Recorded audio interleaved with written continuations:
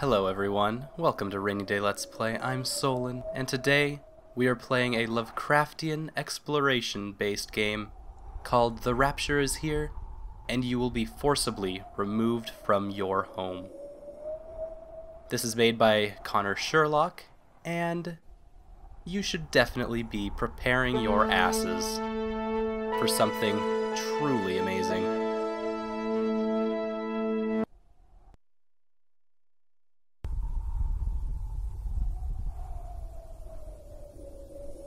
Alright, there we go. A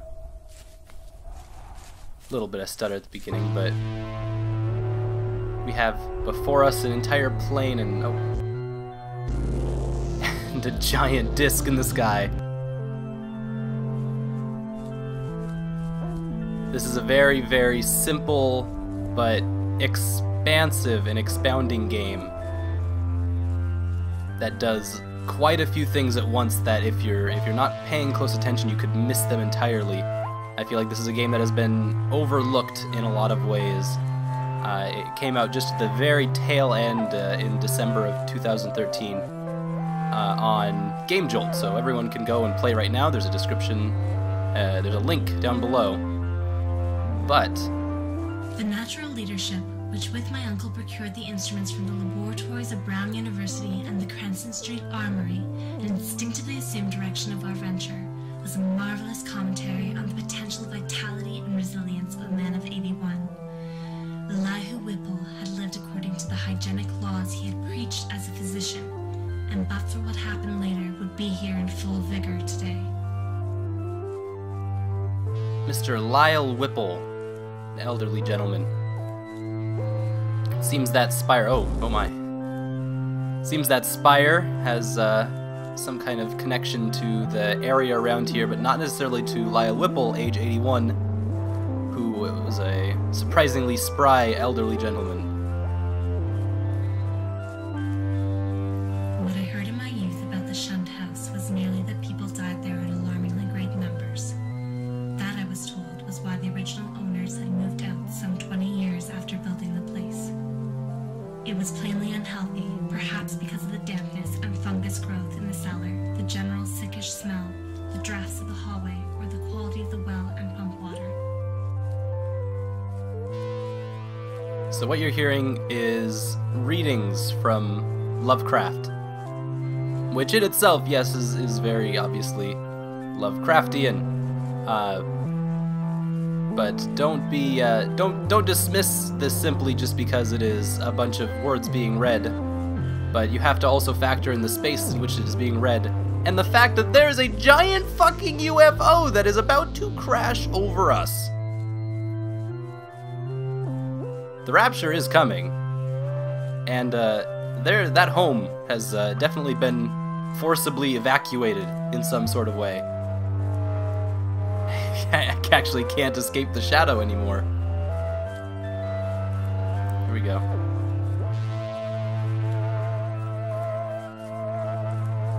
I want to continue. I want to keep fighting. I don't want to just give up.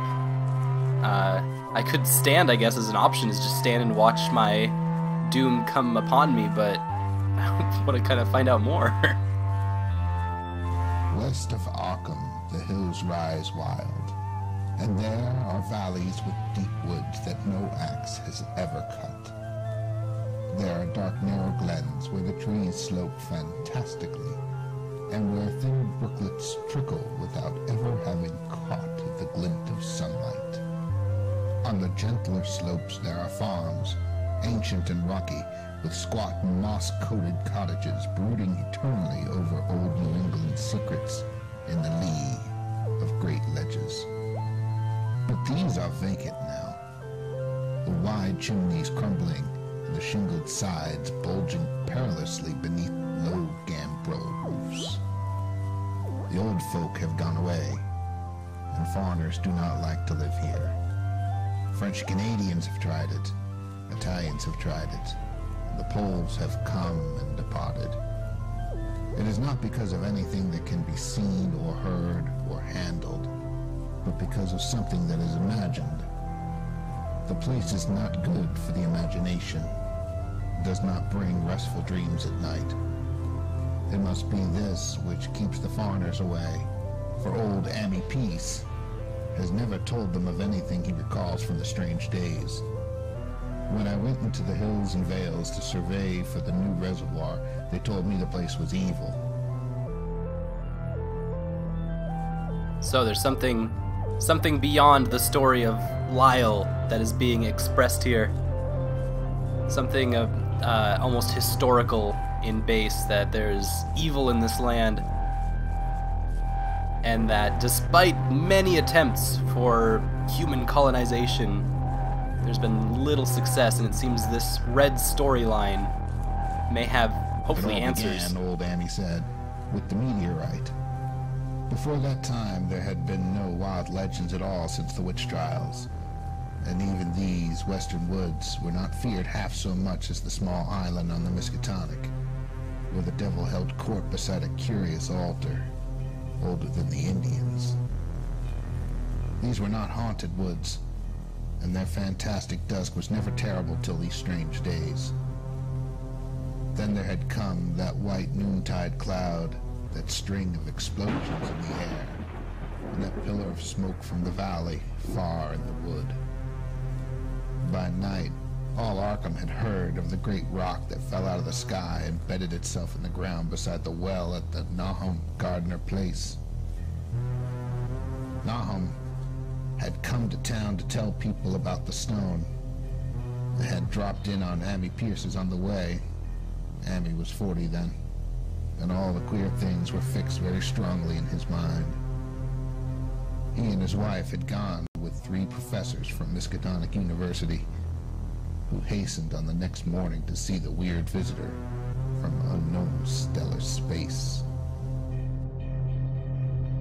Wow, so there's a meteor that hit that had some kind of effect on the area, and that has some link between what has happened over the decades of colonization, in the centuries even, with any kind of human form and interaction that's taken place in this area. But I don't know, I feel like I want to expound on a lot of this, but I also really want to continue. See what Blue has in store. The most merciful thing in the world, I think, is the inability of the human mind to correlate all of its contents. We live on a placid island of ignorance in the midst of black seas of infinity, and it was not meant that we should voyage far. The sciences, each straining in its own direction, have hitherto harmed us little. But someday, piecing together of disassociated knowledge will open up such terrifying vistas of reality and of our frightful position therein, that we shall either go mad from the revelation, or will flee from the deadly light into the peace and safety of a new dark age.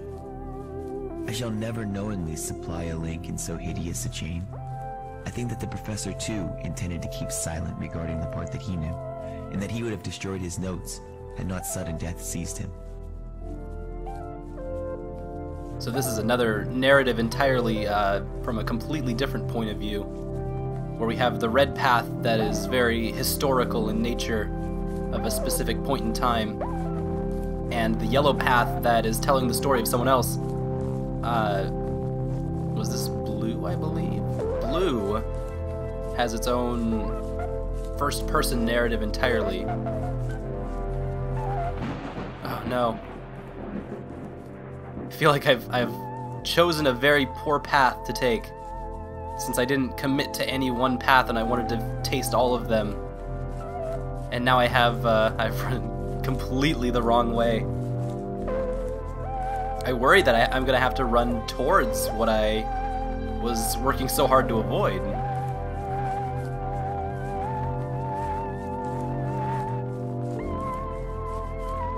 The amazing thing is despite how there seems to be so little to this entire experience, there's a huge risk and reward that is being balanced while I am running through the fields and trying to listen to these stories about where I should go, if I'm going the right way.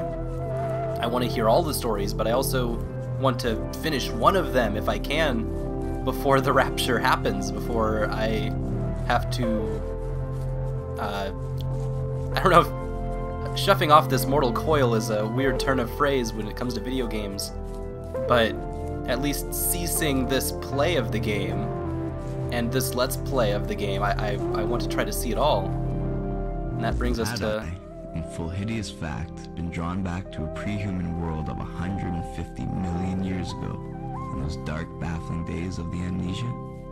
Had my present body been the vehicle of a frightful alien consciousness from Paleogean gulfs of time? Had I, as the captive mind of those shambling horrors, indeed known that accursed city of stone in its primordial heyday, and wriggled down those familiar corridors in the lonesome shape of my captor? Were those tormenting dreams of more than 20 years ago the offspring of stark, monstrous memories?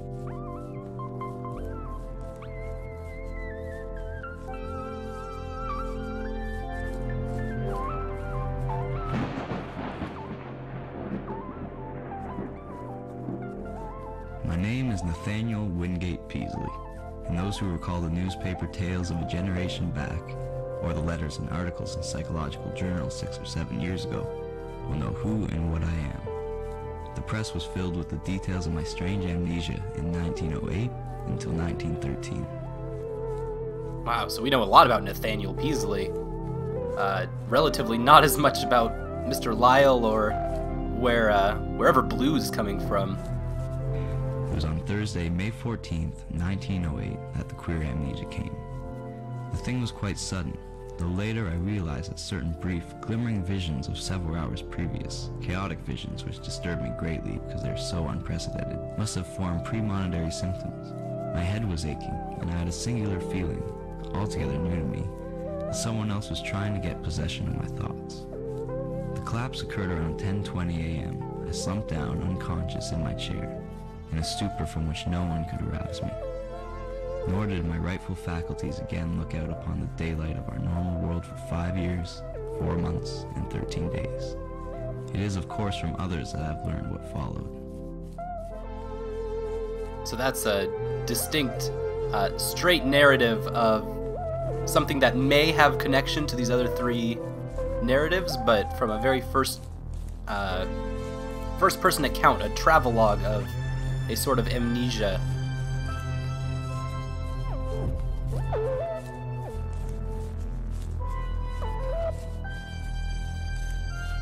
At 3 a.m., May 15th, my eyes opened and I began to speak. But before long, the doctors and my family were thoroughly frightened by the trend of my expression and language. It was clear that I had no remembrance of my identity and my past, though for some reason I seemed anxious to conceal this lack of knowledge. My eyes gazed strangely at the persons around me, and the flexions of my facial muscles were altogether unfamiliar. Even my speech seemed awkward and foreign. I used my vocal organs clumsily and gropingly, and my diction had a curiously stilted quality, as if I had laboriously learned the English language from books. The pronunciation was barbarously alien, whilst the idiom seemed to include both scraps of curious anachronism and expressions of a wholly incomprehensible cast. From what it sounds like, that sounds almost like a alien seance of sorts, someone being spoken through, some kind of attempt, a possibly failed attempt at communication, using Nathaniel as their own vessel. Spooky. But I seem to have lost the trail of the white. So I'm gonna try to move on to from Nathaniel, his trail, onto the blue trail, if I can maybe even get a name out of it.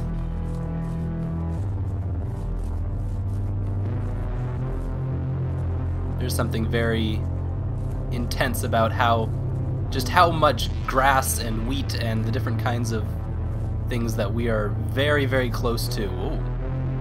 Tripped and fell a little bit. My knowledge of the thing began in the winter of 1927 with the death of my granduncle, George Gamble Angell, Professor Emeritus of Semitic Languages in Brown University, Providence, Rhode Island. Professor Angell was widely known as an authority on ancient inscriptions and had frequently been resorted to by the heads of prominent museums. So this passing at the age of 92 may have been recalled by many. And as my granduncle's heir and executor, for he died a childless widower, I was expected to go over his papers with some thoroughness, and for that purpose, moved his entire set of files and boxes to my quarters in Boston. So Professor Angell may be something of one of the first researchers to really have the key to everything that's been going on. Seem to be lost again. Oh, there's blue all the way over there.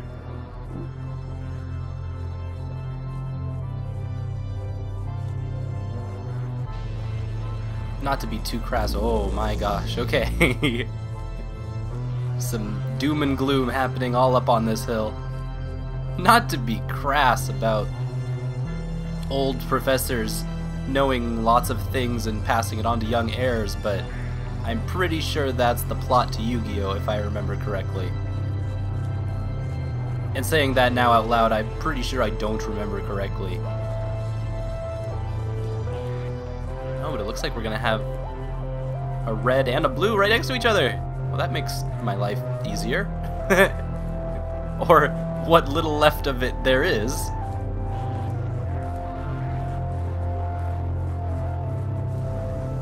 They had uncovered what seemed to be the side of a large colored globule embedded in the substance. The color, which resembled some of the bands in the meteor's strange spectrum, was almost impossible to describe. And it was only by analogy that they called it color at all. Its texture was glossy, and upon tapping it, it appeared to premise both brittleness and hollowness. One of the professors gave it a smart blow with a hammer, and it burst with a nervous little pop. Nothing was emitted, and all trace of the thing vanished with the puncturing. It left behind a hollow, spherical space about 3 inches across, and all thought it probable that others would be discovered as the enclosing substance wasted away.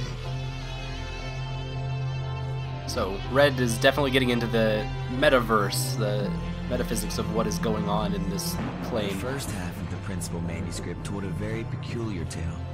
It appears that on March 1st, 1925, a thin, dark young man of neurotic and excited aspect had called upon Professor Angell bearing a singular clay bas-relief, which was then exceedingly damp and fresh. His card bore the name of Henry Anthony Wilcox, and he called himself psychically hypersensitive.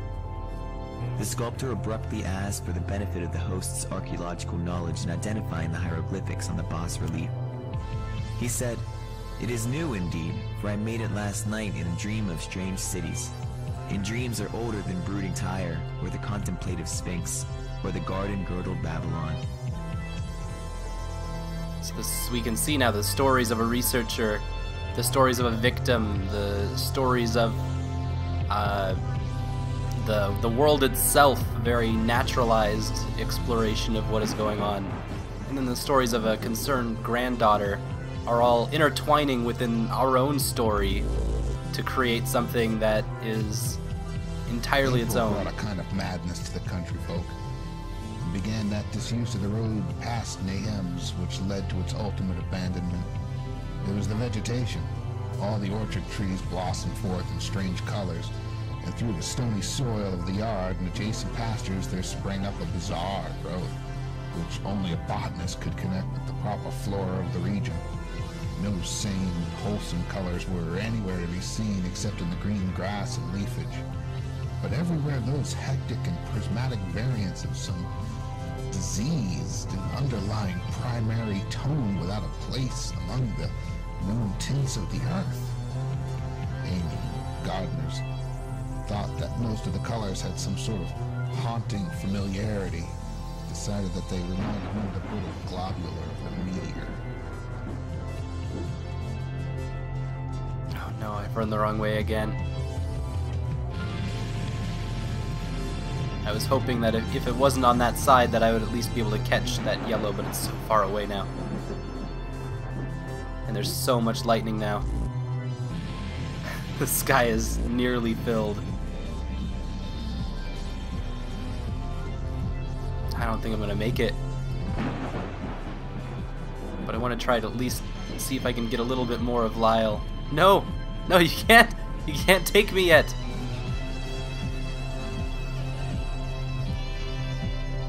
We're nowhere near finished here. There has to be more.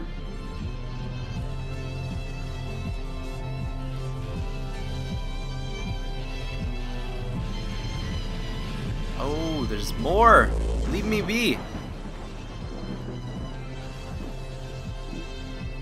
I feel like I'm actually starting to stagger or bounce more as I'm trying to run these planes. Oh, I'm almost there. I can see the bottom of it. If I can just make it there, we can get a little bit more of Lyle's story. Then you can do whatever you want.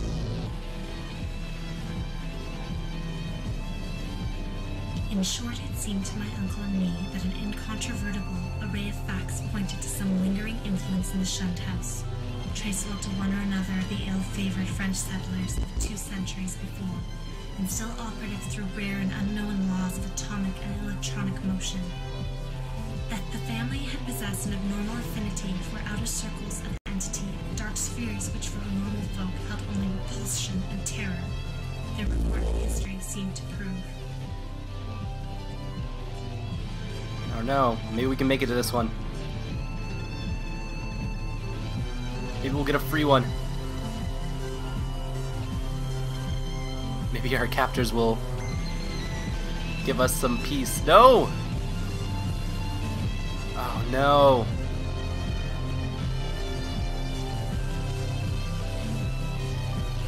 We're almost there!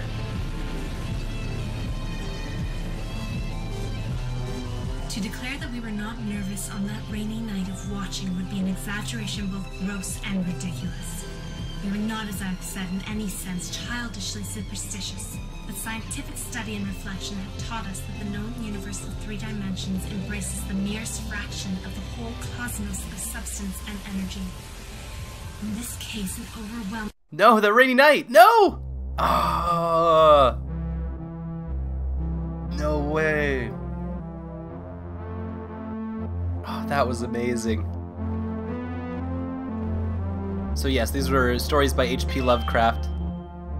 We had The Shunned House, The Call of Cthulhu, The Shadow Out of Time, and then The Color Out of Space. So all 4 of those were put together within the space that Connor, I guess, kind of curated in a weird way. But the amazing thing is, my interest personally in this is that Connor's a good friend of mine and also a Let's Player who's done a lot of work Let's Playing, and his Let's Plays have always been very inspiring to me. He goes by the tag 5511 on YouTube, and a lot of his Let's Play work is very transmedial. He will transpose video clips and a lot of other amazing things into his Let's Plays. His FTL is probably one of my favorites, where he creates his own narrative on top of FTL's narrative about his ship with the help of videos, and it's just an amazing and inspiring idea and thing, and that same exact idea comes into play with The Rapture is Here, and that's how you have these stories that are being read, but also this world that you are existing in that does not want you to exist in it for very long. The time limit itself becomes something that you play against, and that's what we did here, was that we tried to get one more narrative line that was from The Shunned House, it seems, and we tried to like greedily grab for more and more lore so that we could try to make sense of the strange fields that we've been thrown in, the giant rotating crystals, all the way down to the amazing music, which you can purchase. Ah, that's so cool. And you can, yeah, the music itself is something that is its own presence within the world that layers onto these stories and layers onto the exploration that you are doing, or the game that you are playing, and it all just, it works, it melds, and it is in itself very Lovecraftian, having these layered universes in a way that you really don't see in games. There's a lot of games out there that say they are Lovecraftian in design. I guess my go-to is always Eldritch, is this Lovecraftian game, but it's really just a game full of Lovecraftian elements. There's nothing inherent about shooting bad guys or shooting tentacles and jumping over things that go bump in the night that are inherently Lovecraftian in any way. It would be like saying that a girl shrieking is inherently Hitchcockian, and so all movies that have a girl screaming are Hitchcock-like. It doesn't make any sense. And so I have a lot of criticisms with Eldritch and with games like Arkham Horror and a lot of Lovecraftian-based game media that sells itself as Lovecraftian that doesn't actually, mean anything. It's just another way to shoot bad guys, or, in the case of the board games, move a piece around a board. Where this takes a very different approach, and I think that's amazing. Close contemporaries that I would really put the Raptures here with would be things like Bubblegum Slaughter by Merritt Copus, which is a Twine game that uses a lot of very similar media, or a lot of very similar narrative forms, but it also does it from an anime side. It's anime and Lovecraft, which is just adorable and fun. Speaking of adorable Lovecraft, there's also Cthulhu Saves the World, which is the same like Lovecraftian elements, where there's nothing inherently Lovecraftian about it because it's a straight up RPG, but it's adorable. Eldritch, of course, is also, I criticize it for selling itself as this big Lovecraftian thing, but at the end of the day, it's a very fun platformer roguelike. You get to jump around and stab ghosties in the back, and that's fun. Also, the big one, probably Eternal Darkness, Sanity's Requiem. A beautiful, amazing, really messed up game that'll just tear you to shreds. Probably one of the best things to come out of the GameCube. But, yeah, this has been an amazing experience. I hope you guys have really enjoyed the Raptures here. It's an amazing game, and you can download it in the description below. Thank you guys so much for all of your love and support, and we will see you next time on RDLP.